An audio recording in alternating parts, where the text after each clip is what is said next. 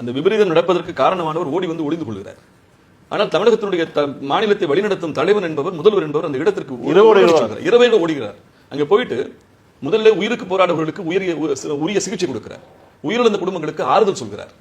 அதற்கு பிறகு பத்திரிகையாளர்கள் கேட்கிறார்கள், இவ்வளவு பெரிய சம்பவத்திற்கு காரணமானவர் மீது என்ன நடவடிக்கை, விஜய் கைது செய்யப்படுவாரா என்று கேட்கிறார்கள். அங்கே கேட்கிறாங்க. அப்ப அவர் ரொம்ப அழகா சொன்னாரு, அதற்கான அவசரமோ தேவையோ இப்பொழுதல்ல, என்னுடைய நோக்கம் சம்பவத்திலே உயிருக்கு போராடுபவர்கள் காப்பாற்றப்பட வேண்டும், உயிரிழந்த குடும்பங்களுக்கு ஆறுதல் சொல்ல வேண்டும், அவர்களுக்கு உரிய நிவாரணங்கள் அறிவிக்கப்பட வேண்டும். அதற்கு பிறகு ஒன்று சொன்னாரு, அதுக்காக காரணமானவங்களை கைவிட்டு போயிட முடியாது.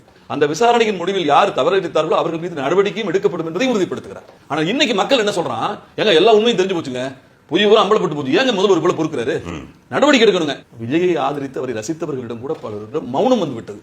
இந்த பெரிய பித்தலாட்டம்பா, ஒரு தலைவன் இப்படி நடந்துக்க கூடாதுப்பா, தலைமைக்கான தகுதியே இவரிடம் இல்லப்பா. இந்த விவாதங்கள் உருவாகி இருக்கிறது. இதுதான் தமிழகத்தினுடைய முதலமைச்சருடைய பெருந்தன்மைக்கு கிடைத்த மகுடம். அது வெற்றி என்று நான் கருதுகிறேன்.